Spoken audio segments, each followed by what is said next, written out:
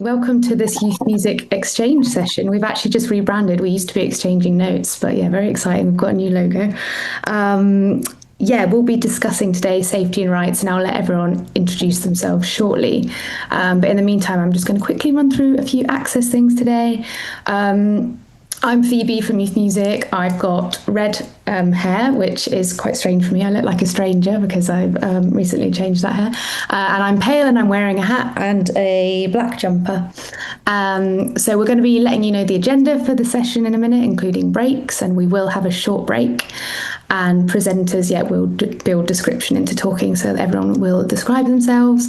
Closed captions I have enabled, so they should be working for you if you would like them. We'll ensure that everyone who wants to gets the chance to speak. I believe we're doing sort of a Q&A at the end especially. And we will circulate any slides and notes following this meeting. So just a little bit about taking care of yourself and others in the meeting. If everyone could display your name and organisation, and we encourage you to put your pronouns in too, that would be amazing. And this is a casual meeting. Feel free to move around, use fidgets, toys, put your camera on or off as needed, and obviously take breaks as and when needed, and eat if needed too, but be aware of noise. So please do mute yourself while everyone else is also speaking. If you could give your name and organisation each time you speak, that would be fab as well.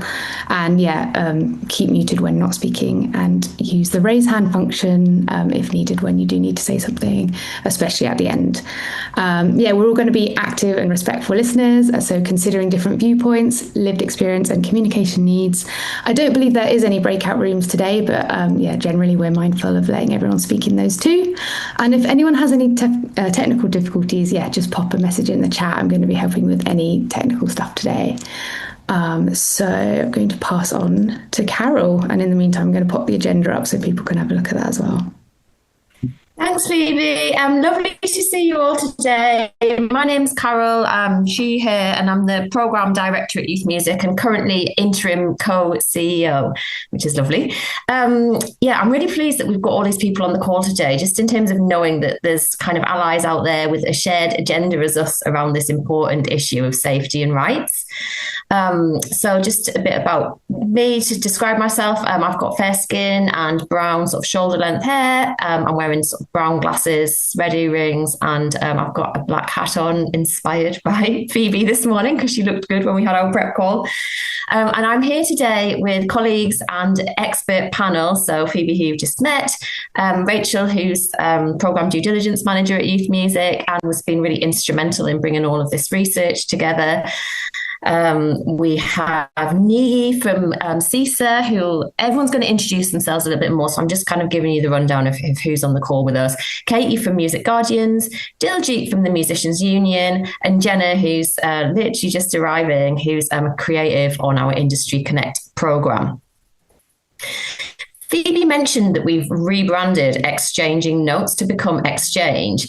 And one of the reasons that we've done that is what we're trying to do through this kind of new rebranded exchange is bring together some of our sort of audiences. So one of the unique and lovely things about working at Youth Music is that we work with children right through from their early years through to their early careers, and then all sorts of organizations kind of like sitting around that.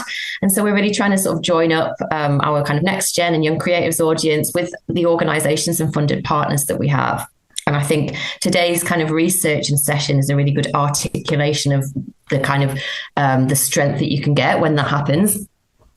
So just a little bit about what's in store on the agenda. Rachel's going to kick us off with an overview of the research findings, and there'll be a chance to just ask sort of questions about that at the end of that little section. Then we're going to go to some reflections from our panelists. So I guess publishing the research is one thing, but then what does that actually mean and what are we actually doing about it more importantly? So we'll kind of bring you up to speed with everything that's happened since we embarked on the research. There will be a space for Q&A. We'll make room for break at the appropriate time as well. So if questions come to you while people are speaking, then feel free to pop them in the chat so you don't forget them, and we'll come back to them. Otherwise, when we get to the kind of free flow bit at the end, then if you can just raise your hand using the raise hand function, and we'll do it that way. So without further ado, I am going to pass over to Rachel to explain the findings and help set the scene for the rest of this. Perfect. Thanks, Carol. Hi, everyone. I'm Rachel. As Carol mentioned, I'm a Programme Due Diligence Manager at Youth Music. I've got kind of mid-length blonde hair. Behind me in the background, there's a collection of books and some of my crafting materials. And I'm got a new nose piercing as of yesterday. So you might be able to see that on my face as well. Right. I'm going to start off then by giving a bit of a summary of the report that we released, just the way it is. Young creatives demand safety and rights in music. And when we began this research, the question that we really set out to answer was, what are young creatives' experiences of safety and rights issues in the music industries? We collaborated with Music Guardians and the Musicians Union on this, and we all knew through our work that harms like discrimination and harassment and exploitation are really pervasive in the music industries, and that people experiencing marginalisation were being most at risk. And that was the kind of starting point of this work. We're also aware that recently this has been increasingly reported and recognised, both with things like the misogyny in music reports, with the musicians' census highlighting the reality of discrimination and harassment in the music industries, and with the creation of the Creative Industries Independent Standards Authority, CIISA, that's been established to tackle those kind of bullying and harassment in the creative industries as well. And we'll hear a lot more from Niyi later about that. And then at a legal level, things around sexual harassment laws have been tightened, the Employment Rights Bill. So there were all of these different things going on, but often actually missing from those conversations were young people's voices directly. And that's why we launched this research. We spoke with 19 young people who'd experienced these types of issues within 3 focus groups. And then we hope that by sharing the report, Phoebe, could you click for the next bit? Thank you. And taking these recommendations forward, then more young creatives will realise that they're not alone in experiencing these things, first and foremost. And secondly, that everybody involved in the music industries will be better able to take positive steps to make that change, whether that's government, funders like Youth Music, or organisations and freelancers working within the music industries directly. And finally, we hope that that's going to lead to an overall wider cultural change so that the next generation of young creatives have a safer and fairer and more inclusive experience working in the music industries. Next slide, please. Thanks. To understand how to make our industries safer, we realised that we needed to start from the place of understanding how young creatives themselves are experiencing harm. And when we spoke to the people in our focus groups, there were certain conditions that kept coming up again and again that caused harm. And we organised these into 5 themes. So first, there was low and no pay. And that's from unclear, unfair pay, things like working more hours than they're paid for, experiencing the pressure to take any work, or sometimes the expectation to do work for free, just for exposure or for experience. Secondly, there was unfair and unsafe work environments. So from poor health and safety, things like inaccessible spaces, unsafe travel or accommodation arrangements, or things that just hadn't even been considered in terms of how young people are getting home or where they're staying, as well as informal workspaces.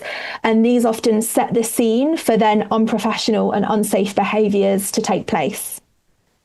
The third theme we identify was discrimination and harassment from things like tokenism, sexism, sexual harassment, abuse of power, and also intersectional discrimination. So where young people were subject to increased discrimination because of the different forms of marginalisation that they experience. So, for example, experiencing classist and racist discrimination at once.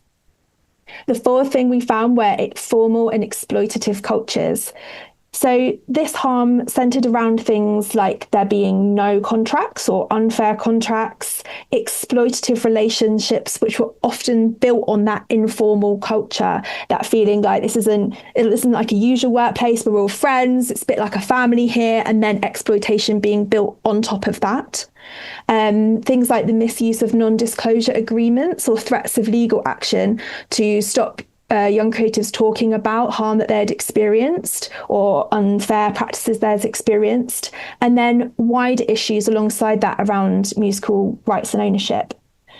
The final thing that we found were barriers to reporting. So once harm happened, often it was hard to report that so that it could be dealt with or to prevent it from happening again.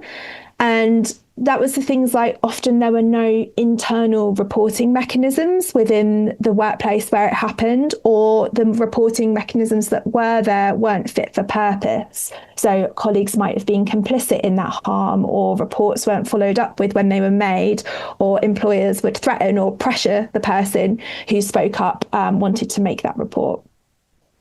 As you can probably tell, a lot of those themes feed into each other. So, for example, low pay means that young creatives often have no choice but to accept those unsafe and unfair work environments, which then puts them at greater risk of harm and exploitation or harassment. And then, because those workplaces aren't set up in a way where there's reporting mechanisms that are fair and transparent, it means that they're unable to report and unable to make that change, which then can force them into new, unfair, unsafe, low-paying environments. What we also found was, could you just go back to the last slide, please, Phoebe? Thank you. What we also found was that young creatives' experiences are taking place amongst wider social and economic conditions, and these wider conditions are enabling that harm to take place and meaning that it does become normalised. So what young people are experiencing is taking place against this wider context of social inequity across the UK and more broadly. So there's a cost of living crisis, there's people experiencing discrimination and marginalisation in a society that's often feeling very polarised. At the same time, within the music industries, the power and the money is often concentrated in the hands of larger organisations, and then at the same time, there's a grassroots funding crisis for the smaller, more community-based organisations working within these industries. And for those grassroots organisations, it can be hard to find the time, the capacity, the money to model good practices, to build those policies and procedures to get those in place. And it can also be hard to advocate upwards when it feels like there's so much power being held at the top. And then for young people specifically, they're entering this really competitive and often very glamorized sector. Often they're in the lower paid, lower status jobs. Often they're in freelance roles where there's fewer protections. And that pressure to take anything they can to get the next step or to get that next break in their career creates that environment where harm and exploitation can just become normalized and seen, as the report's called, as being just the way it is. To bring these findings to life a bit, I wanted to bring up some quotes from the young creatives who we spoke to kind of just exemplify what they've experienced. I'll read these through just because they speak for themselves without any explanation, really. So the first one says, people listen to music every single day, and yet musicians are just not paid anything near to a living wage. And then the next, it's quite normal to be groped by men. It's pretty normal. And usually I'm shoving people off. And that young person was talking about in gigs that they'd attended or had been performing as part of. And then in the middle, in response to an incident that had happened in a young person's workplace, when I tried to get safeguarding involved, I was taken into a room and told, you're being a rat. What happens in-house stays in-house. So that's why I eventually reported them and got help, and pointing there to the importance of external places where incidents can be reported to when the internal routes aren't serving their purpose. And then in terms of spaces within the music industries, venues, workshop settings and things like that, a young person said, I've had people say that they won't put out a ramp because it looks ugly. And that was just one example of lots of other inaccessible and discriminatory practices that were happening. And then finally, our music has been used in songs that have done very well. No contracts, no royalties, no anything. The only thing we've ever signed is a non-disclosure agreement and a medical form. So despite those really, really clear instances of so much harm happening, and those quotes kind of really bring that to light, the report also focuses on how young people are navigating these kinds of harm. Can you bring up the next slide? Thank you. The young people we spoke to talked about the importance of connecting with organisations, like a lot of those who are probably in attendance right now and a lot of those that work with youth music, who have good practices. And whether that's through their providing fair and safe employment opportunities, training, education, advice, it means that the onus isn't on the young creatives to navigate that harm completely on their own, and that they have an alternative to accepting those more exploitative or unfair or unsafe opportunities that can exist within the music industries. And it really shone out that those safe, supportive opportunities are just so vital and can actually be transformational in showing an alternative to what's usually on offer and can feel like the only real option or the only path within the music industries. However, we also found that not every young person can get that good work role or advice or training when they need it. And a lot of the time, they're left to assume responsibility for their own safety as they're let down by more powerful or more experienced employers or collaborators or contacts.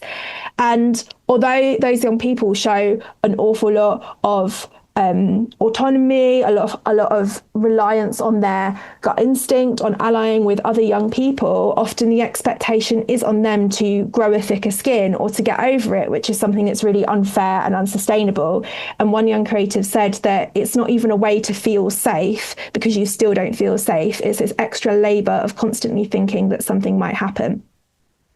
So while it's really vital to recognise all these things that young creatives are doing to keep themselves safe, that emotional work and exhaustion that's coming from having to do that obviously isn't acceptable, it's not sustainable.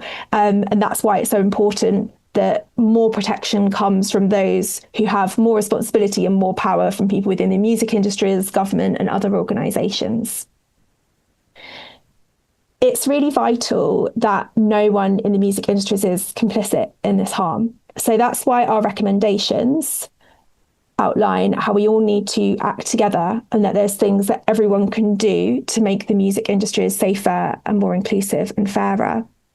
And this will look like fair and transparent pay and contracts, inclusive, diverse, equitable and accessible work environments, and eliminating discrimination and harassment.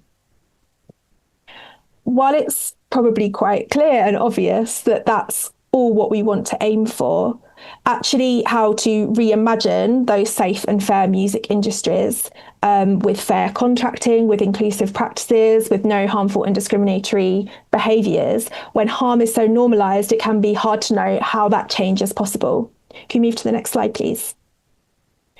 We've identified some headline recommendations that everyone involved in the music industries can do.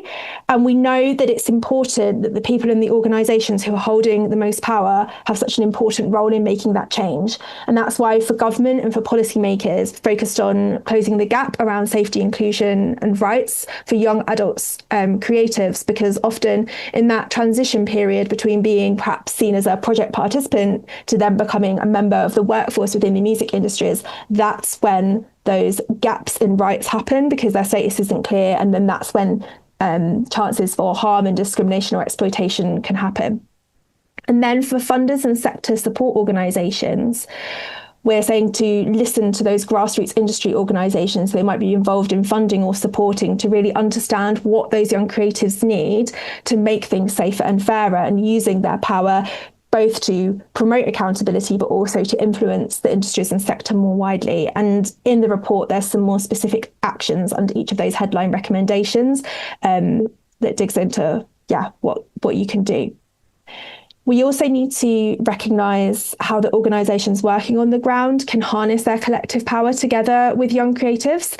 And as I've said already, we know that these smaller grassroots organisations play such a vital role in being supportive and trusted organisations for young creatives where they can experience how things should happen. And there's that huge role in supporting young people to amplify their voices, model and share and influence good practices. And that's so important in shifting away from these types of harm being seen normalised and rather being seen as the exception, and that something can be done about them. So I'm going to finish there and hand over to our panelists to share more about how we're turning some of these recommendations into actions and already seeing some change being built around this momentum. Thanks. Thank you, Rachel. That was brilliant. Really clear summary of what the findings told us. Just before we go into the panelists, I'm not seeing any questions in the chat, but did anyone have any sort of clarification questions or questions specifically about the research?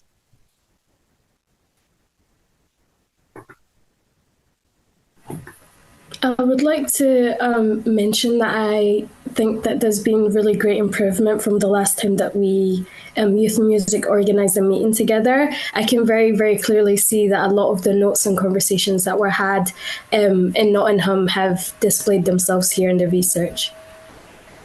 Great, thank you. Okay, I'm not seeing any other hands up or anything in the chat. So we are ready to just kick off with our panel. And what we thought it might be interesting is if perhaps each of the panelists gives like a little short reflection before we go into the main questions. And I think,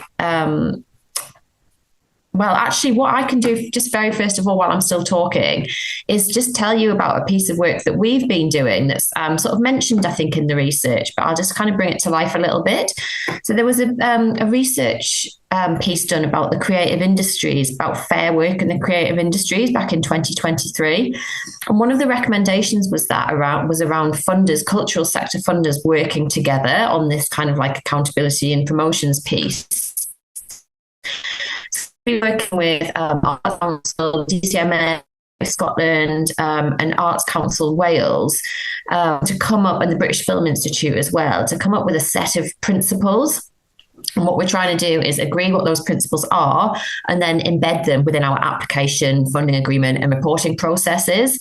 So we've got a joint commitment statement, and we've separated the sort of principles into 6 areas.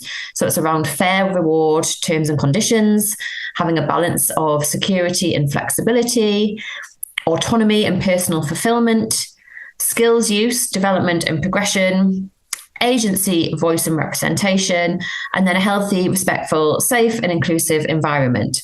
And we are starting the process now basically of how we work together to kind of embed them across all of our work. So just kind of speaking to one of the recommendations from the report at the end around like the funder piece, I wanted to reassure people that there is stuff happening there. Right. So, Diljeet, can you kick us off, please? Sure thing. Good morning, everyone. My name is Diljeet Bhachu. I work at the Musicians Union as an Equality, Diversity, Inclusion Officer. So my pronouns are she, her, and by way of a bit of a visual description, I'm a South Asian woman, so I've got kind of light brown skin, got my long dark hair in a ponytail today. I've got big kind of bold rimmed dark rimmed glasses on, and a grey jumper, and I'm sitting in front of my virtual and very empty looking Musicians Union fake office. I love the virtual backgrounds for that. So I've also got a bit of a background of working in the youth sector, both kind of in kind of broader youth work, but also within community music settings, and also many years spent in higher education. And so a lot of my observations, I think, bring together lots of those different things. And I should also say that within the Equality, Diversity, Inclusion Department at the Musicians Union, we also now look after our young workers group. But we're kind of in the process of refreshing that, which is a kind of exciting time in terms of thinking about taking forward actions from this research and being able to kind of consult with our members and make sure that we're making everything that we do as clear as possible to younger musicians and music industry professionals. So I have come into this today, and I said this to the others on our pre-call, this has been a big week for reports that I think highlight just how stark a picture it can be for younger workers. There's a new report on the Scottish folk scene this week, and something that really struck me from that was the experiences of younger women in the folk scene, aged under 35. And so for me, there's a real priority and urgency here around protecting the future of the music industry through this kind of work, that we need to make sure that it is safe and welcoming, and a place where musicians and music industry professionals can thrive, so that we actually have an industry to serve as organisations who serve workers in this industry. I want to touch on a few kind of recent changes that I think lead the way towards better change, but highlight where I think we still have some way to go. And that very much centres on framing the experiences of young people as workers. And I think that goes whether or not they are being paid as workers. And we know, for example, when you're at the start of your gigging career as a musician, you might not see the money you make, if you're making money, as a wage or income, because it maybe doesn't translate into profit.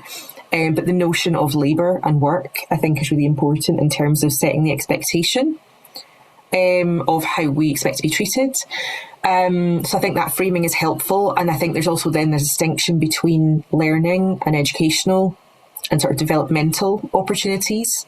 And I'll talk a bit about that. And then work opportunities. And where that line is in music, I think it can be a very blurred line. That one, but maybe there's learnings across both that we can take into account. So some things I think are good progress is that we now have the Worker Protection Act and the Employment Rights Bill.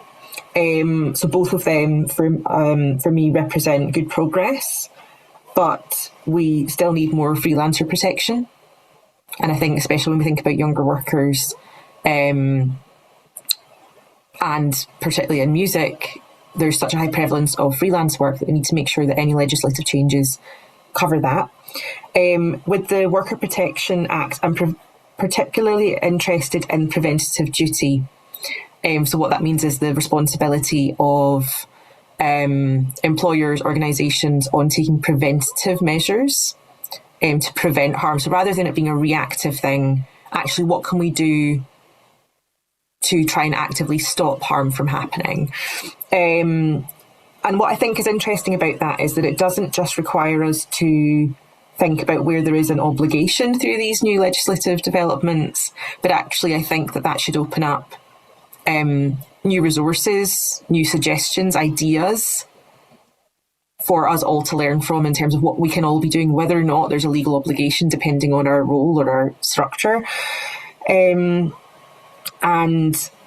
I'll talk a little second about some actions that we're specifically taking. And I mentioned young workers as a mechanism that we have as a union of okay, what's our responsibility as a union to make sure that we talk about young people being able to know about their rights and safety and to know what their rights are. How easy is it for a young musician or music industry professional to know that?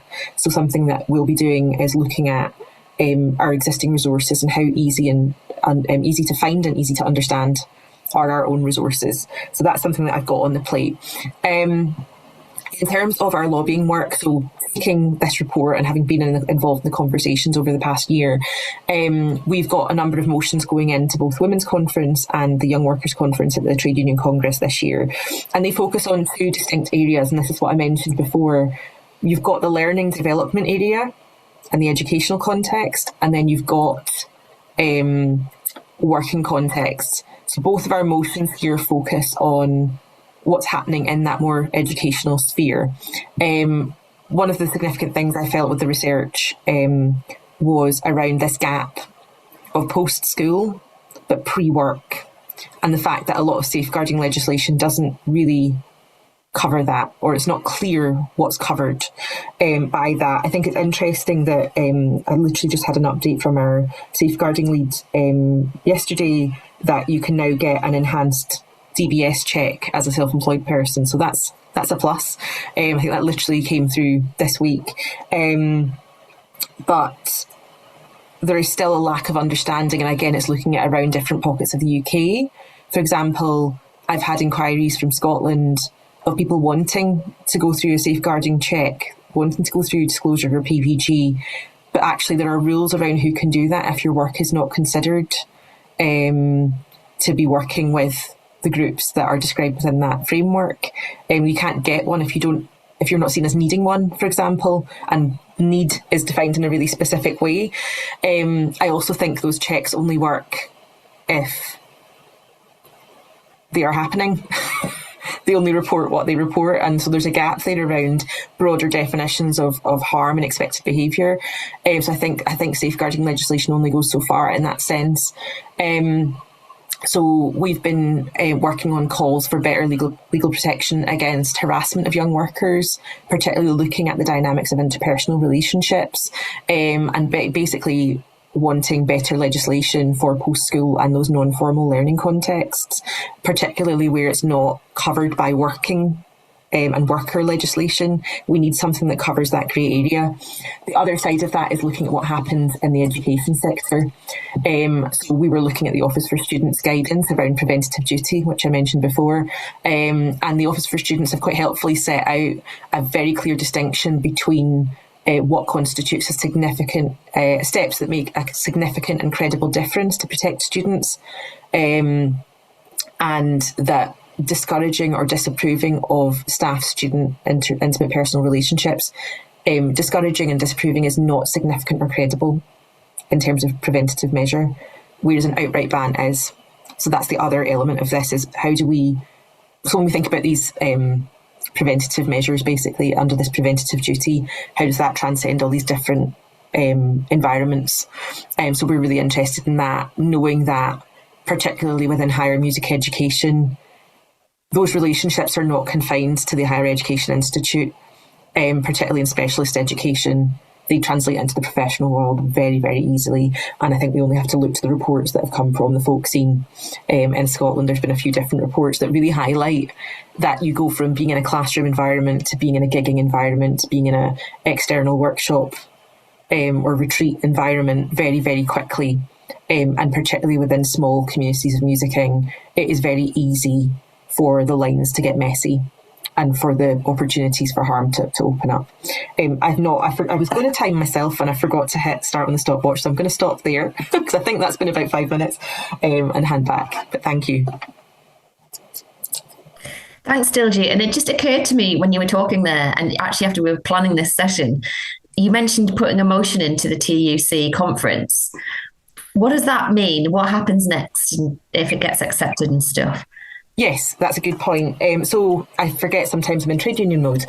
So motions and trade union congress is kind of the process by which trade unions can influence what trade union congress is basically made up of all the different unions.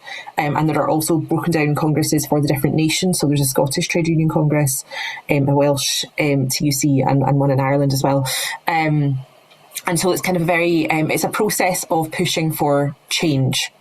Because as well as unions individually being able to lobby government, the TUC and the other trade union congresses around the UK can also lobby the respective governments. So it becomes a mechanism for pushing for change at that sort of top government level. And so we've submitted these motions. We will wait to hear back. Some of them have been accepted because some of the conferences are happening sooner. And we're waiting. Other unions have a chance to amend motions to make suggestions. For example, if they say, oh, well, this is similar to our industry, so can we jump on that and propose a combined motion? Sometimes there's people saying we don't like that, but it's a lot rarer these days. And what happens is we'll then send members, trade union activists, to speak to those motions. And if they are passed and adopted by the conference, then that is work that the TUC will do. So in addition to us lobbying individually, there will also be this collective lobbying from the Trade Union Congress on these issues. Does that help explain that process? Yes, definitely. And I can't remember who the names of the colleagues, but when I was looking at who was going to be coming, I was delighted to see that we had some people signed up from the ISM as well. So welcome if you are on the call.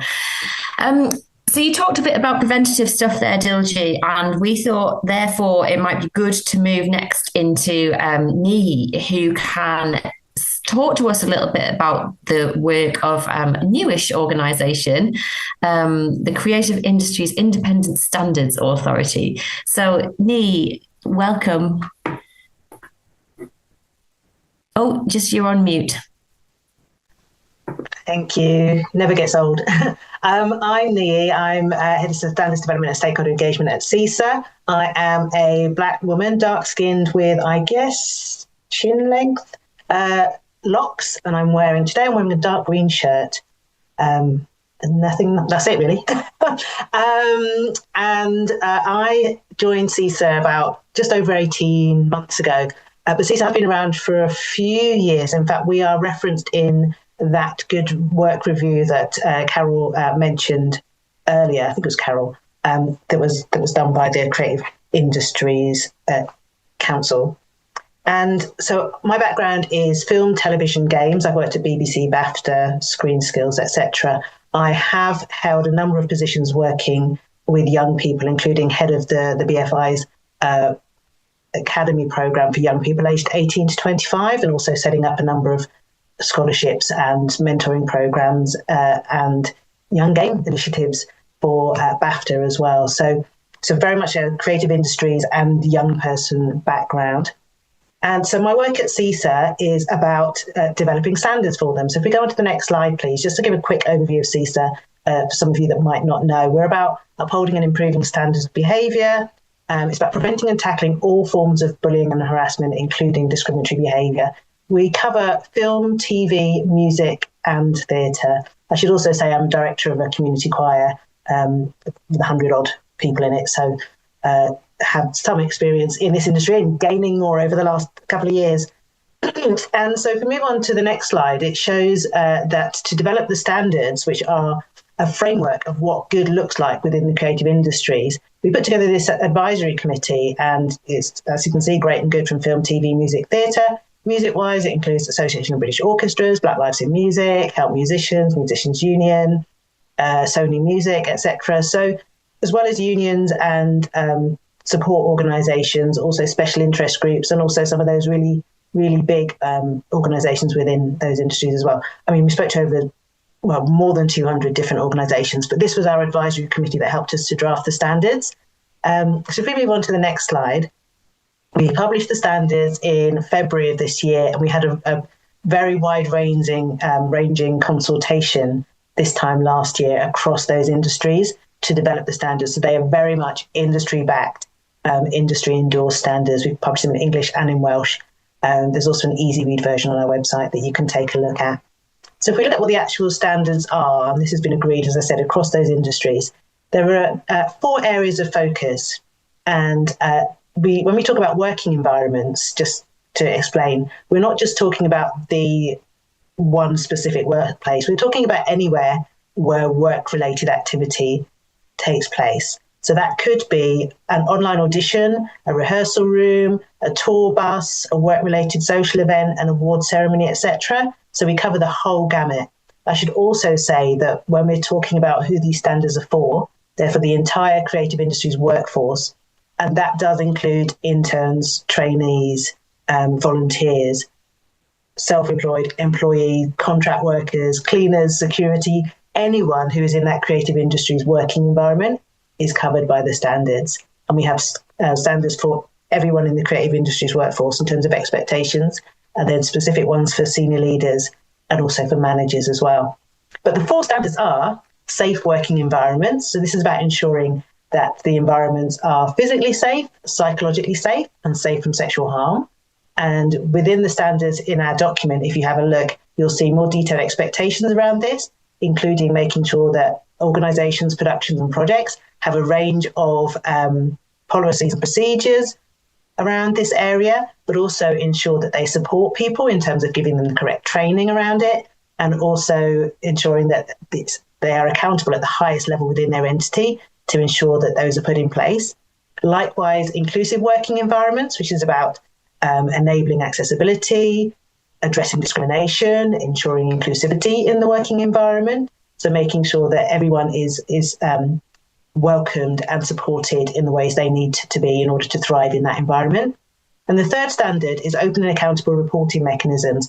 And this is really important for us because what we found, and you've probably seen in the past, that there are allegations that come up and people think, this is terrible, I'm having a terrible time, but I don't know who to report to. If I can report it, I don't know what the process would be. I don't trust the process. If I did go through the process, I think that it would be terrible on my career. I don't think I'd be supported, etc. Or I've reported something in the past and they never heard anything back. Or I reported something in the past, as the report was saying, and I've been, there's been some form of retaliation or I've been shut down. So what we're saying in the standards is that there needs to be open and accountable reporting mechanisms. There needs to be a variety of well-publicised ways for people to report their concerns. This is within the entity that they're working with. that there are a variety and that there also includes an anonymous option, that they're really clear in terms of how you can make those reports, what will happen in terms of those concerns that you've addressed, what the whole process will be, what's in their remit to be resolved and what isn't in their remit to resolve, and also that both parties are supported. So not just anyone who raises a concern, but anyone who a concern has been raised against them can feel that they have been treated in a fair and appropriate and supported way.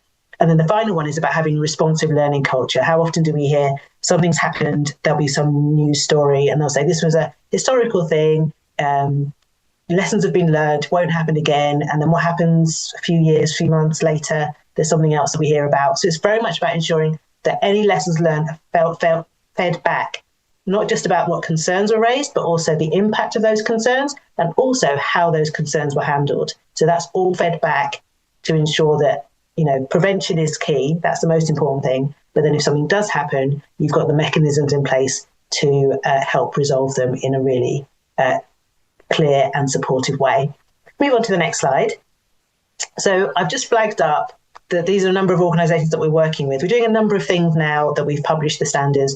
I'm going out talking to things like this, also talking to trade bodies, funding bodies, awards organisations, educational institutions, organisations large and small, to make them aware of the standards, that they're out there, that they're available, that they exist, that they have government and industry support. We're also working with a number of trailblazing organisations who are testing those standards in practice. So we're literally hand-holding them to take them through, to look at their existing policies, procedures and practices, also test some tools that we've put together, which we'll then be sharing more widely to see if they really help for them to test what they currently have and or embed the standards more fully within their own entities.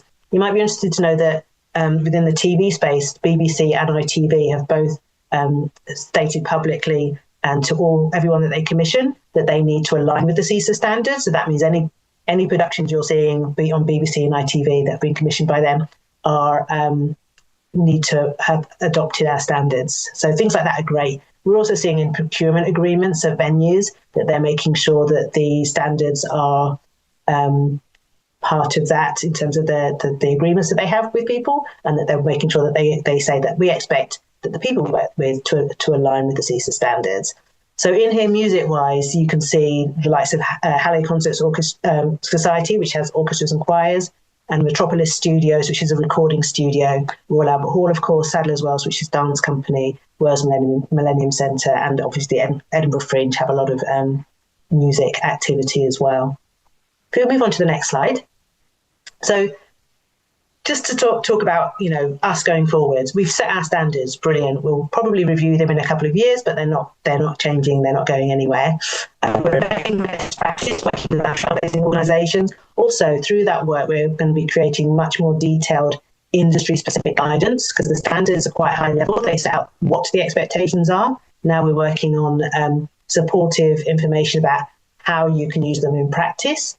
The next stage after that will be later on this year, we'll be turning on our own reporting mechanism, which is where there are breaches of the CIISA standards, where the entity that you've worked with, where that hasn't worked for you, or because of the nature of your role, you might be self-employed and you're not able to access them in a way that you really should. You can come to us and you can report concerns of breaches of the standards that you might have experienced. That will be later this year that we switch that on. We'll then be able to start looking at sharing our insights and learnings in terms of the themes that are coming up, also providing support to individuals and organisations around helping them to resolve their concerns, and also to signposting where there is support available already. And then the final part is where we'll be looking at helping to resolve those concerns, whether through mediation, arbitration, or in the most complex of cases, in terms of investigations. That is further down the road, but it's good for you to see that is something that's coming up. If we go to the next slide. So in terms of how we want to make a difference, it's about nipping things in the bud, dealing with them in real time. We provide consistency because it doesn't matter which part of the creative industry you're in or which part of the music industry you're in, it's about the same standards existing wherever you go. So whichever entity you're working with, knowing that the expectations will be the same wherever you are. We want to try and minimise those allegations in those unregulated environments, so that people don't feel that their first recourse is to go and sort of talk about people by name on social media or that they've had an issue with, but actually being able to use those proper means so that things can be, first of all, nipped in the bud early, but then also looked at in a really structured way so that everyone has a right to a fair process. We want to make sure that the industry and the workforce trust the industry. I think we're really important for those smaller companies and freelancers, those ones that don't have the HR support is where a lot of our help comes in. Also want to state, we're not just about the legal obligations, we're for everybody. It does, it's about professional standards of behaviour. It's not just about ticking boxes legally. We'll be looking at when we might be able to help identify trends and themes, and potentially in the future, if it's asked for or requested by the industry, we might look at how we can support in terms of acknowledging or accrediting any kind of important duty of care roles. But that's very much a future role that might come down the line, because we do say within CIISA that it's important for those duty of care specialists to be used to help support in meeting the standards. And I think that is it from me, but let me just check on the last slide. Yes.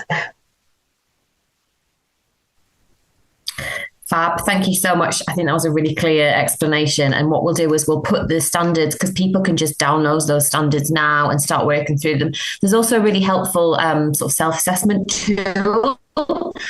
So we'll put all of those in the follow-up email for anyone who wants to take a look at them and actually use them to start maybe a bit of a kind of audit of and prioritization of where you want to kind of like develop around this area. I think I just need to top up my water glass. So should we take like a 3-minute comfort break for everyone? If you need to just nip to the loo or just top up your drinks, and then let's come back at mine says 11:48 at the moment, so let's come back at 52.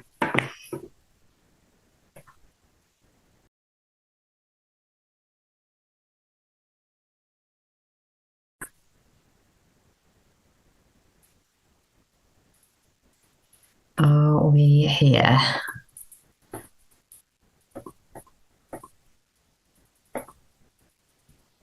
I think we're all here again. Katie, are you okay to go next? Yes, absolutely. Hi, everyone. My name is Katie. My pronouns are she and her. I'm from Music Guardians. Just for a visual description, I have got white skin, longish, sorry, I've got something in my throat, longish, straight, sort of light brown hair. I'm wearing a blue jumper and I'm wearing some big glasses to stop the bright light of the computer screen hurting my head. So Music Guardians is an organisation that I co-founded, and we are primarily a safeguarding and advisory organisation. So we work in two ways: directly with young people, offering sort of mentorship, support, advisory services to try and essentially make sure that young people who require support are able to access organisations who are going to be able to help them through difficult situations. I have a background in creative education, so I was a teacher for a long time, and then I ran the industry department at a creative industry sixth form. So I had a lot of experience prior to setting up Music Guardians of working with young people who were finding themselves in just the kind of situations that have been outlined today. So it's a real passion of mine, hence why Music Guardians was formed. So as well as working with young people, we also work in a sort of advisory and consultancy kind of body when we work with amazing organizations like Youth Music and lots of other music industry organizations, where we do a number of things from sort of training to advisory services to consultancy. With Youth Music, one of the main things that we were doing was obviously to be part of this incredible research and running the focus groups, which was sort of eye-opening, but also not. Unfortunately, I have for many, many years seen and had first-hand experiences of talking to young people going through the experiences that we also heard about in the focus groups. So,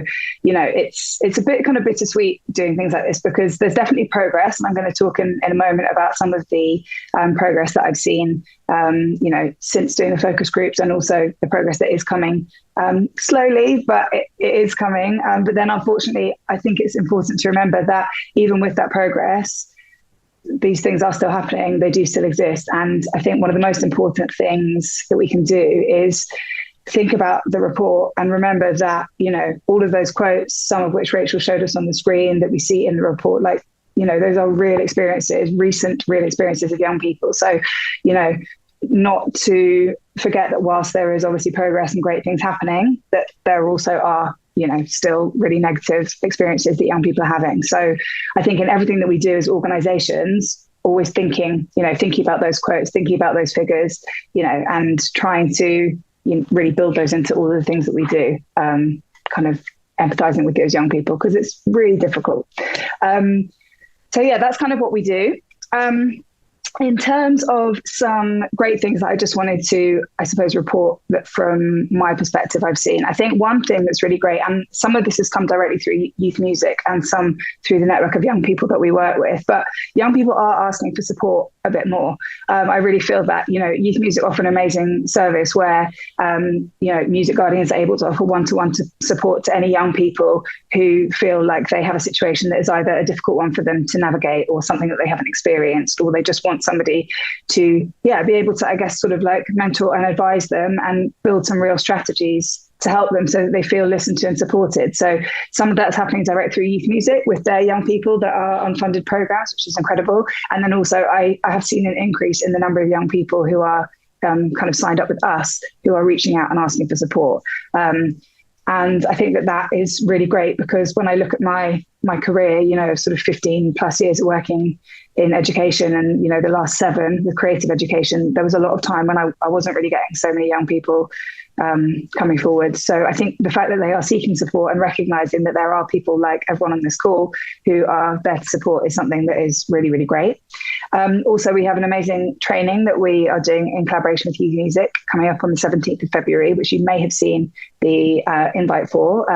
That's going to have a real focus on something which is a big priority for Music Guardians, and I know also for youth music, which is around that grey area that Diljeet mentioned, that, you know, the legislation that sort of doesn't really exist to support you once you get over 18, but you're still a young person. And as we can all recognise, you know, there's very little difference once you turn 18. You can still feel, you know, unsupported and perhaps anxious and all kinds of things, you know, based on your career experience right into your 20s and beyond. So we have a real focus on, I guess, taking a moral approach rather than just looking at the legality, and thinking that, you know, we need to almost give extra attention to those young people who still are young, inexperienced, early career, very vulnerable to lots of the situations that we've heard outlined. So we're going to do a lot in the training about that, and it's going to be quite practical. So there are going to be a lot of like real strategies that you can do, looking at whatever size of organisation you are. Because I think the big thing that can be quite daunting,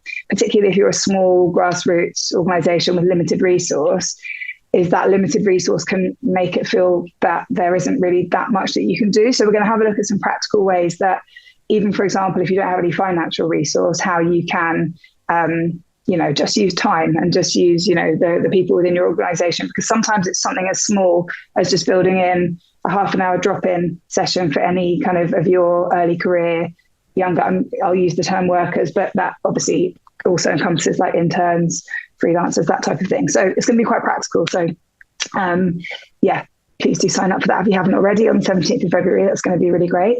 Other positive updates that we are really excited to see is one of the major music labels has committed to basically taking on safeguarding consultancy, which is a huge increase. You know, I've worked with major labels for a long time with young people, and, you know, I won't name names, but there were situations where safeguarding just wasn't in place. And whilst there weren't any like reports of incidents, like that just shouldn't be the case. Safeguarding should be at the forefront when you're working with young people.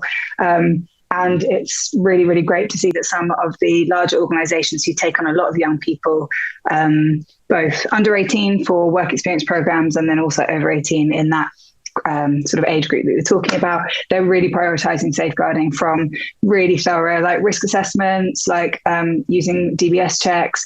Also, I just wanted to touch on what you said, Diljeet, around the DBS checks. We're a real big supporter of where it's appropriate to be using DBS checks to also use the update service. So if that's relevant to anyone here, like, because with DBS checking, they're only kind of as good as the day that they've been completed, really, because, you know, even within schools, it's an area of interest for me because, they recommend updating them every 3 years, but a lot can happen in 3 years. So if you sign up for the update system, which I think is about £13, could have gone up slightly recently, it's like a live checker. So that can be really useful when needed. So those are some other things that we'll talk about in the training. But and also we, just to speak personally from Music Guardians, are getting a really wide range of inquiries all the time. And that feels like a really big win, even, if the work is still yet to start. I think the fact that people are really focusing on it and they are looking to see where they can seek support. And I would also say on a personal level, some of the conversations that I've been having with people, there does seem to be a real desire to kind of learn. Like I will often get somebody kind of come to me with an opportunity for a young person. And I, from my experience, can immediately see that there are lots of issues with that. And so, I will be very transparent with whoever I'm speaking to and tell them, like, this is not something that is safe or non-exploitative for a young person, and this is what you need to do. And I would say that there was definitely a time in my career where I would get much more kind of defensive responses from people. But now actually what's really nice to see is that, I've even had people very kind of openly say that I actually don't really know what the rules or what the best practices here, so I'll be completely guided by you. And as small as that is, and that might just be one opportunity for a young person, that's very different to what it used to look like. So that feels like a win as well. So there's progress coming, which is amazing, which is really exciting. But I would also say, as I said at the beginning, I think it's really important that with that progress, we still need to really have a focus on the fact that those two things can be true at the same time. Progress can be happening. Young people can be being more supported and less exploited. But at the same time, other young people are still being, exploited and experiencing those things we've outlined. So I think just focusing on both those things at once is what I feel is what's going to lead us all in the right direction to success. But I mean, we're in a group of amazing, like-minded people who are all kind of fighting the same fight. So that is an update from me. And obviously at the end, and then also in the training, I'll answer any more specific questions that anyone has. Thanks. Thank you so much, Katy. And it's really good to hear about the work that Music Guardians are doing, and that's growing. And, people are seeking your support and services, which I think is saying something about, maybe it's a slow road, but there's some progress being made. Yeah. So importantly, last but not least, Jenna, can I come to you now, please? In terms of being somebody that's kind of forging a career in this creative industry space, and I suppose just thinking about how the findings might have resonated with you and sort of what's important for you, from the kind of young person's perspective, I suppose. I want to say first, hearing from Katy's perspective about the research and the practical work that's kind of being put in place for young people to actually have practical help is very, very reassuring to hear. I didn't want to come on and seem like the bad guy by taking the conversation away from organization and industry and bringing the focus a little bit more onto the young people directly, because that is actually where the work will start, will begin, and will continue to grow. I think a lot about the breakout rooms that we did in Nottingham. I'm not sure if everybody on the call here was able to be there, but when we did the breakout rooms and kind of just seeing where the older people within, I'm going to say older people, but it's no disrespect to anybody, but just the ones above me that have kind of been in the space for a little bit longer and had more experience working and navigating through the growth of the industry, because what the industry was in the early 2000s, nothing like it is today, especially from just looking at the perspective of technology alone.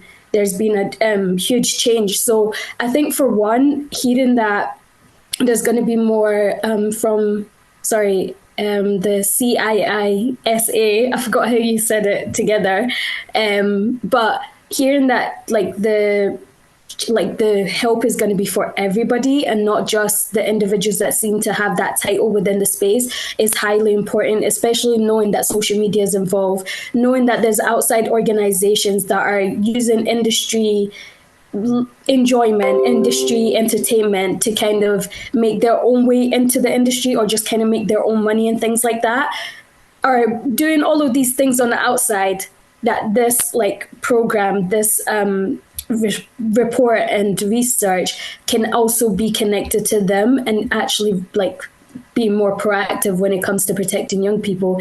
I think as well what Diljeet mentioned when it comes to young people being in education, then going into gig work and then ending up in the industry, and the gap that happens in between there is normally where the danger really happens. And I think that's why the focus should be more on educating young people, like Katie said, and like opening the space for young people to come to us and know who to go to when it comes to wanting to report certain things, because it's terrifying. We're all still very new, especially like from school education is just school education. It doesn't really expand more than that. It doesn't really tell you how to navigate and find jobs within your industry after you leave the workspace. It doesn't really tell you how to protect yourself and what the rules and what the culture is like on the outside space. School culture isn't the industry culture. And I think as well, the industry's culture doesn't have to be the same as it was 20 years ago. We're all growing, we're all developing along with technology, obviously with AI being involved now,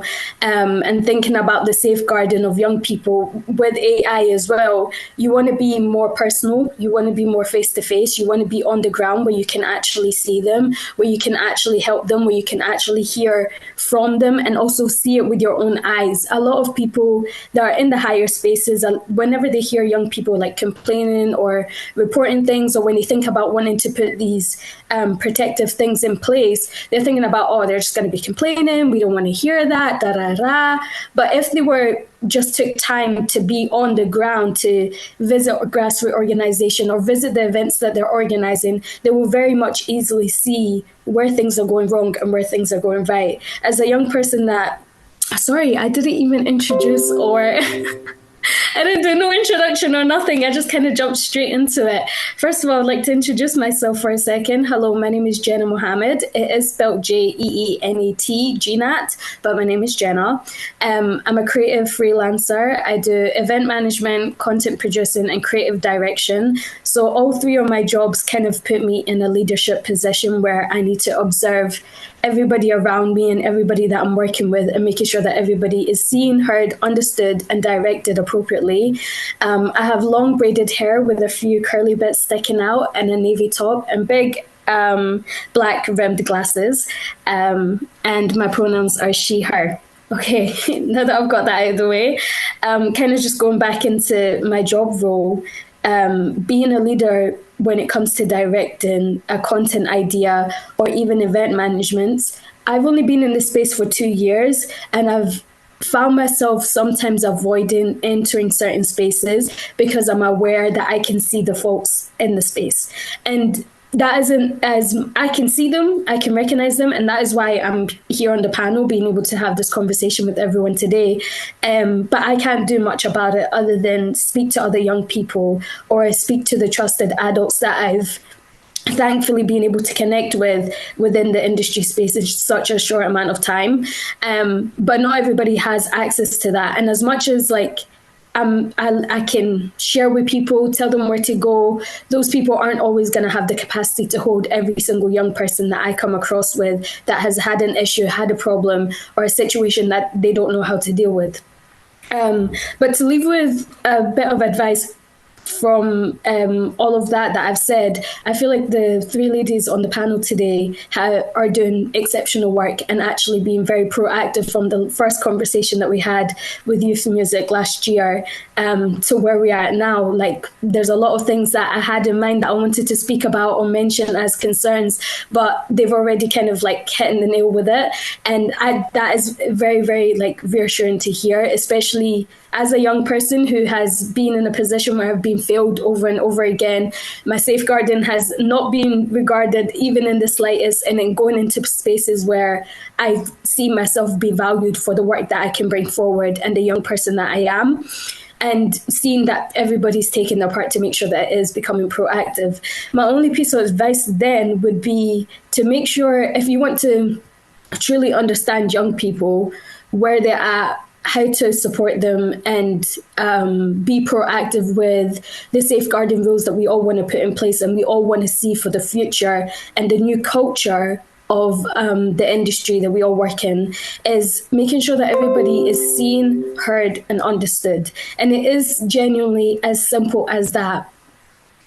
sorry, it is generally as simple as that. So to be seen is being there on the ground, attending the events, supporting grassroots organizations that work with young people, that are supporting young people, and not only just young people, but as a whole. Grassroots organizations are very important to local communities and local young people within those communities, because if we can't reach Music Guardian, or we're not aware of youth music, we're going to be looking at, especially when you're coming straight out of education as well, you're going to be looking at what are the groups that are within my city that are supporting musicians, that have studio space, that can teach me to do this, teach me to do that. That's who they're going to first. So as long as the industry is able to come down to the ground, the young people are going to receive the help that they need, and they're going to truly feel seen, which then leads on to them being heard, which is, sorry for my notification there, which then leads to them being heard, which means genuinely listening and being proactive about the things that are being said. So again, arranging somebody to be there for young people to report to, or organizing something like a call line, maybe even, and I know that's might be a bigger task, but even like a call line that young people are aware of and is being advertised at these industry events, to know who to go to know who to speak to, even if it's just over the line.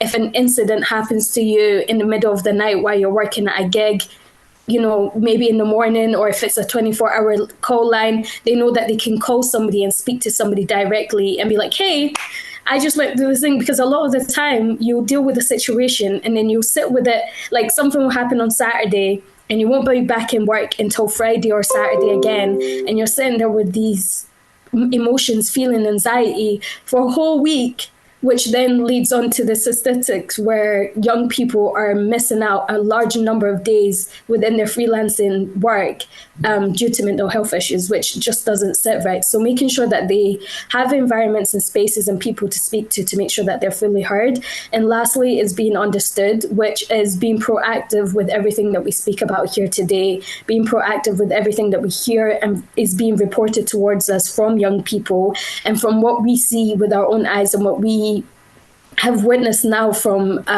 Rachel talking there at the start about the reports, the direct quotes that we got from young people, is being proactive with those actions to make sure that not only did we see you, not only did we hear you, but we understood, because we took what was on paper and we made it a reality. And a one-liner that I left at the Nottingham event, which is make them uncomfortable, especially everybody that does have some sense of power, some sense of hierarchy position. If you're running an organization, you already have more power within the industry and to create the future of the industry than the people that are already in these high, big positions, because they don't know us. So yeah, make them uncomfortable. Thank you for that challenge, Jenna, and also just thank you for sort of like bringing the conversation to life in terms of then your own experiences and what you kind of want back from the industry and sector, and specifically I think that just that thing about being present is so important. Right, so we have finished with our reflections, and we've got about 10 minutes left if we wanted to open it up to the floor. Did any of our delegates, participants on the call have any reflections or questions for any of the panel?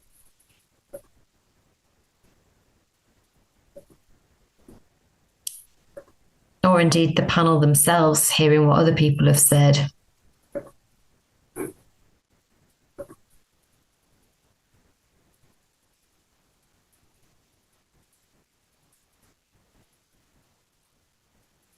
I think one of the things that Katy said around ensuring that there are opportunities to check in with people is something that we feel is really important within the CIISA standards. It's one of the things we've spoken to trailblazing organisations about, because it's not often, if they're lucky, there might be an exit interview potentially of some kind, which is already in most cases too late to do anything. But wherever there's opportunities to regularly check in with people, see how they're doing, just giving them an opportunity to know that you're available for them to, if they might have a question or they might have a big concern, but to actually be proactively available to them so that they know there is someone there that they can talk to, is really helpful.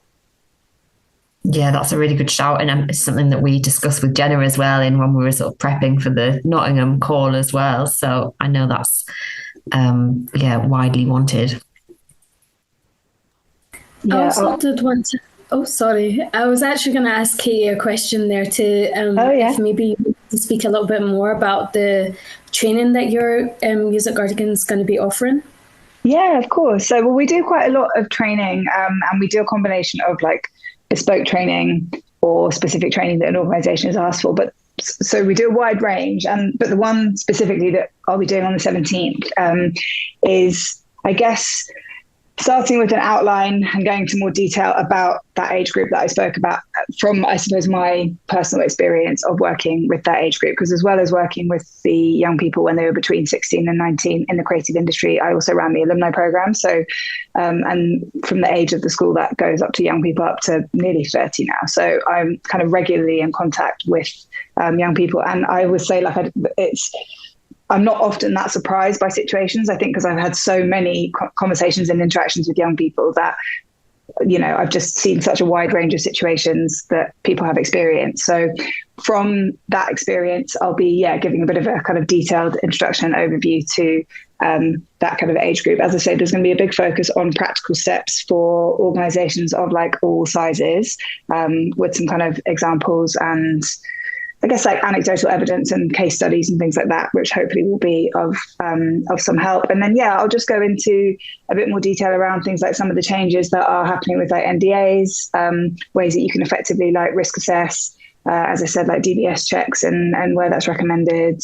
And then, a lot of work on, as I say, like I'm going to call it low resource. And the reason I say low resource is I always think of like high resources when we think about financial things. And a lot of people now like just don't have the financial resource to be able to build things in. So, to touch on what Niyi, you were saying about the importance of check-ins, just like kind of like mini internal mentoring programs that you can run, which can be like super helpful and actually really don't take up too much time. Because again, that idea about being proactive rather than reactive, and as Diljeet was talking about, preventative work is so important. Like I can't tell you, every time I've had a conversation with a young person early versus late, like the difference is just enormous. Like sometimes when I get on a call with someone and it's obvious that they have been holding stuff in, as you just mentioned, Jenna, around you might have a week of sort of unprocessed like feelings and emotions related to a negative experience, like the way that can then impact you is enormous. So, I've lost what my original point around that was. Like, just the importance of ways that you can, like handle and manage and introduce like small kind of internal mentoring programs and stuff like that. And then, just really like my tips and tricks around like communicating with young people, accessibility for young people within like work settings. And because I just think as well, it's easy for me as somebody who's worked with young people for a very long time to kind of assume that like everyone knows what they're doing. But actually it's really daunting sometimes if you're somebody who, let's say you're in a small organization or you're taking on an early careers young person, or you're collaborating for the first time with an early careers young person, even just down to like, the way that people communicate differently is really important. And I think, being as aware of those kind of things as possible is really important. And also another thing that I'm going to talk about and kind of go into ways that you can practically use this is just like creating a culture of transparency, which I think is so important because, and that goes from everything from reporting systems to policies that exist within organizations, like making everything clear, transparent, open, like livable, usable, making sure that that's accessible for everyone so that, situations can just be straightened out straight away. I just think it's so much easier to fix things when it's done early, when it's done openly, when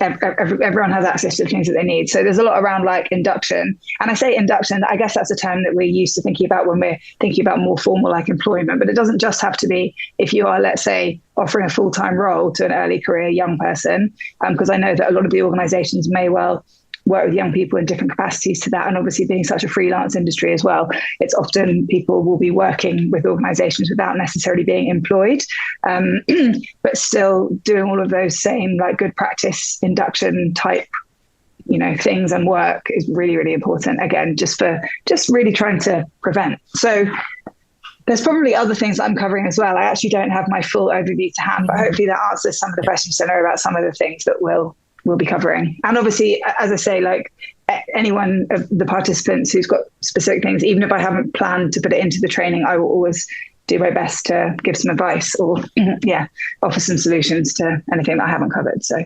Right.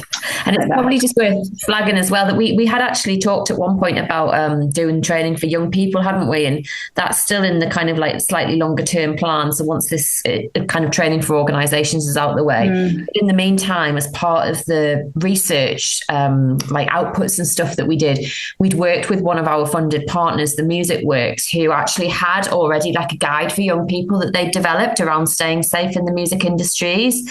So that's available. And we please do sort of encourage you to send that on to people because it's kind of there, ready-made and kind of waiting. Looks like we've got a question from the floor now. Madhi, sorry, am I pronouncing that right? Yeah, Moave. Moave. Hi. Hi, thank you. Yeah, so I'm Moave. At the moment, I'm a trainee associate at Wired for Music. I'm kind of new into the practitioner space, but like over the last year or so, I've been doing a lot of freelancing stuff myself as well. And then I study 2 days doing music business as well. But yeah, I just think it was very interesting to hear everything, and like I myself am getting educated on this. So yeah, I appreciate everything that was shared. I just wanted to ask as well for myself, I'm kind of, like getting familiar with how it works. But I myself have been in that situation, and then there's a lot of like my peers or like other younger creatives I'm around. What would be the best way you guys would say to signpost or advocate? Because I know for myself, I've been in that situation, other people, where there is a hesitancy to, especially when you're in like certain creative scenes, because it's like everyone knows each other, and it's almost like if you speak about or like report, even if it's nothing like crazy levels, but if you speak about a report, it's kind of a thing of like you're the one that gets the worst end of the stick, because it's like, oh yeah, well, I guess like you guys said, it's just the way it is. But yeah, so I feel like there is in certain spaces a hesitancy of like, I'm just going to deal with it, because rather than people be like, oh yeah, I don't want to work with them because they'll complain about this or this, when it should be the standard. I think in a lot of spaces there is that thing of like, you just got to take it, otherwise you might face consequences. How would you say to signpost or advocate or deal with it in those situations with other creatives or even for yourself? Thank you, Marvin. That's like, thank you for bringing that to life. And it's definitely something that we heard and that we all kind of know is experienced. I suppose there's a few different things that you could be thinking about from like right through from like when you're at the contracting point with an organization and having a contract and making sure expectations are on both sides are really clear, right through to then options that you might have around reporting and the kind of, the internal reporting versus potentially some of the kind of external reporting that you can do. I don't know if anyone on the panel wants to just explain how those things could work.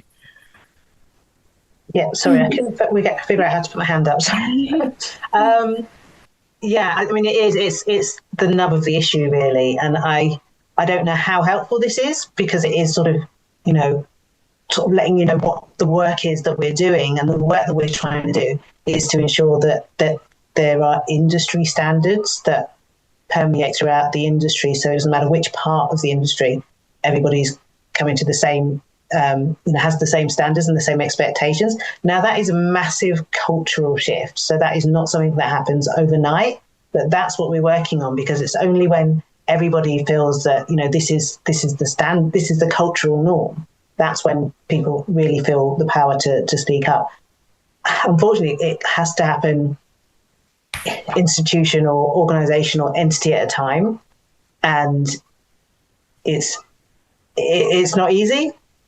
And I would also say, when we have our reporting mechanism up online, then when people are reporting those kinds of concerns to us, we'll be able to spotlight where we're seeing patterns of behavior or thematic repetition of certain things, which will also help on an industry level. I know that's a bit high and macro and a bit like big industry level, but hopefully it demonstrates that what we're trying to move towards is a genuine cultural shift. But others might have more sort of very practical now things that they might want to flag. I think it's good to know that those things are coming. I think there's the sort of, if we're thinking about reporting, there's the kind of internal reporting. First of all, does that exist? And, you know, is that safe for me to follow those kind of like routes? And then beyond that, then I suppose you've got the kind of more external things. And I don't know, Diljeet, if you might just want to talk briefly about like what the MU, if people come to you at the MU with a problem, like how does that kind of work? Yes, there's different layers to how we work. We're primarily a membership organisation and we represent musicians, so particularly that side of it. So, yeah, primarily in terms of people coming to us with issues or for advice, it'll be from that musician perspective. However, we have a lot of public-facing resources on our website. So if you're kind of looking to book musicians, for example, or work with artists, there's also a lot of advice you can access there in terms of contract advice, what we would expect from advocating for the musician side of things. But I would also say, you know, and particularly from kind of our department looking at marginalised or underrepresented musicians and supporting on that side, that if people are working with musicians and want to kind of get best practice advice or better practice advice, if you're not sure or you're not sure what to pay someone or what to put in place, because we recognise that different music industry contexts are quite niche and quite nuanced, and so it's not about a one-size-fits-all set of terms and conditions, but we're also really open to having conversations about how best to set something up for that particular context. But yeah, we primarily look at it from the musician side, and we do that through things like we've got legal advice and assistance for members. We run, it's worth mentioning, we run a reporting mechanism for harassment in the industry that is not just for our members. So it's called MU Safe Space, and it's got its own website as well. And through that we try and provide, this evaluation term just popped up, I'm going to minimise that. We provide advice on people who've experienced incidents. So again, in terms of signposting, that might be useful to have. And for us, actually, that is a huge part about kind of like around protecting people. It's about also signposting. We are not often in positions of being we're not the first responder, right? It's that idea of your job can be to triage and signpost. So yeah, we've got lots of resources in terms of signposting, in terms of mental health, well-being, how to report things, where to report things, as well. I feel like I've just kind of blurbed a whole lot of things there. So hopefully that provides some some answers or some suggestions. Yeah, and I've just popped in the chat as well there, Moavi. We've got like a list of resources and stuff that you can look at. I'd say, does that sort of answer the question or not? I suppose the one thing that we haven't mentioned is that if an organisation is funded by somebody like Youth Music or Arts Council, there is the expectation that they're working in kind of good practice around employment laws and that kind of thing. And so we have, for example, a sort of, it can be anonymous way of like reporting organisations to us. And then we'll go and try and investigate, if you like, whether they're complying with the terms of their funding agreement. So that would be things like, you know, do they have contracts in place with the freelancers they're working with and that kind of stuff. Yeah. Could I add something really quickly, Carol, as well? Marty, I was just going to say, and I know it's difficult, and as everyone said, this is something that is going to take time, but if you have any situations that I felt like from your description, maybe you have where it's sort of maybe people that you might be collaborating with, or people where you have like an informal, you're doing some informal work together rather than, you know, and maybe it's someone who you know or is in kind of your ecosystem already. Those conversations can sometimes be the hardest ones to have. But what I would encourage you to do, and it's something that I've learned over time, it does take time, but we are moving towards the point where things like expecting people to work for really low pay or no pay or collaborate in an informal way when actually someone in that ecosystem is making profit. So if those are the kind of things you're experiencing, we are moving to a point where it is quite controversial. It's becoming more controversial, as it should be, to expect people to do things for low pay or informally and things like that. So if you have the confidence to start, even just like, you can do like a soft launch of those types of conversations with people that you speak to around why it's a bit like unethical and not great practice kind of collectively as people working in the industry, as freelancers or whatever, to expect those types of things. You know, people are not going to be like, this has come out of nowhere. Like, this is a random thing to bring up, because everyone knows. Do you know what I mean? Like, even if they're not acting in best practice, I think somewhere inside people, you know, are realizing that they shouldn't really be expecting some of the things that we all know are expected. So if you can, as much as it's difficult, and sometimes as well, if that's too difficult to have like in person, sometimes you can kind of stagger it by maybe like giving yourself a bit of time to craft an email. I sometimes feel like, you know, sometimes for me, I like to be able to really think things through and write them out. So if you've got points that you want to make and you feel this might be more difficult to have face to face, you could stagger it by starting with an email, so you really get to get your points across, and then you can, you know, seek a bit of advice if you need to, on like, you know, whether you've got everything across and whether, you know, you've got a tone that's going to, you know, potentially have the best reaction, that type of thing. I don't know. That would be a little bit of advice I would give, but yeah, it takes time, unfortunately. Yeah, thank you. I appreciate it. Yeah, I think with that, definitely from like the second half of this year and this year, I think I pivoted more to like, now with what I have, then trusting my experience. But yeah, I think that was definitely something, especially with the voluntary thing. And I think what someone mentioned before, like going from project participant, because what I found is I was working with like quite a few of the organizations I had done stuff with, and I feel like then it's like certain things that would be expected or thing, but because you're kind of known by the organization, it might be a bit more slack than if you were to go into a new place and it's like they're dealing with you for the first time. But yeah, I definitely think now it's like, it was nothing crazy with them ones, but I think just being aware what situations you're going into and how the working dynamic will be, and just having a higher standard for yourself as well. Yeah. Thank you. And we're over now, but Jenna's got her hand up. So Jenna, would you like to round us off? And if anyone hasn't done the poll, then please do it. Yeah, I was gonna actually just reply to that, like from a perspective of a young person that's been freelancing their whole career. Well, this is my career, and I just kind of like found myself in there. And especially from, I kind of hear your accent, so I'm guessing you're from England. So the kind of culture that's being created around young people working there, around young people all over the UK, basically, when it comes to being a creative, is that we're aware of the problems that the higher ups have, and that also becomes our problem.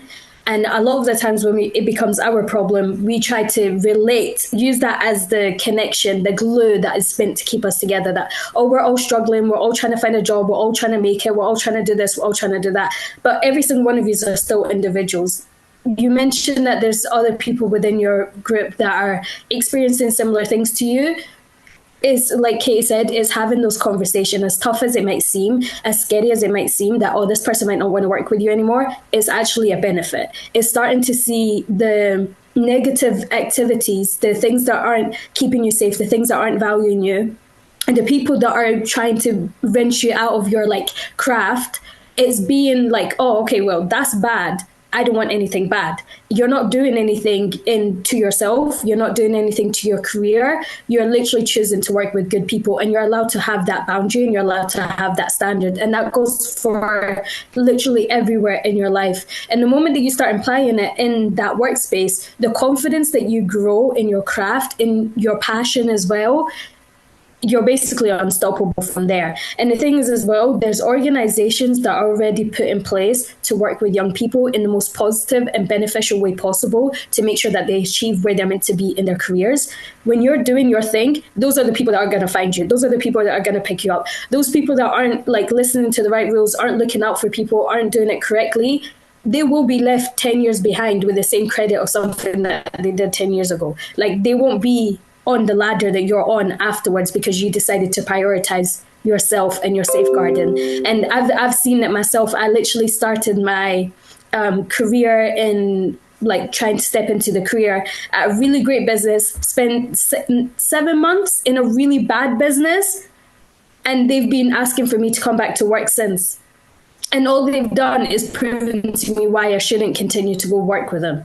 So once you leave, everything starts opening itself up, and you will realize that you didn't lose anything. And when you have those conversations, the people that relate to that, the people that also don't like know that they don't want to work with bad people and they know that they won't lose anything, they will follow you, and those are the people that you create with. Those are the people that you get recommendations for, and those are the people that you carry on with you, like moving forward. Glasgow is a very small city, so we have these really big, heavy conversations on a daily, like on a daily, and a lot of them have came from places where it came from a culture where people are being exploited, people are being taken advantage of, people have worked for free, people have done work and they've still not been given credit for it.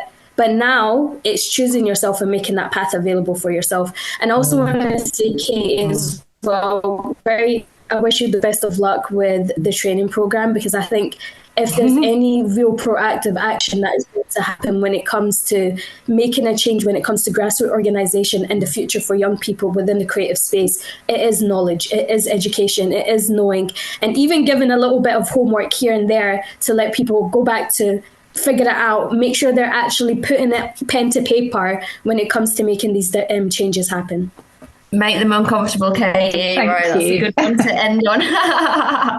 Thanks. Thank you so much, everyone. That was really helpful, Jenna, and just shows that like peer-to-peer support in these instances is so important. So I'm going to wrap it up there. Thank you so much to all of the panelists. Thanks to everyone who's still on the call. You know where we are. If you've got follow-up questions or anything, then please do reach out. Thank you, guys. Appreciate the advice a lot. Take care. Thanks. Thanks, everyone. Best of luck. Thank you very much, everyone.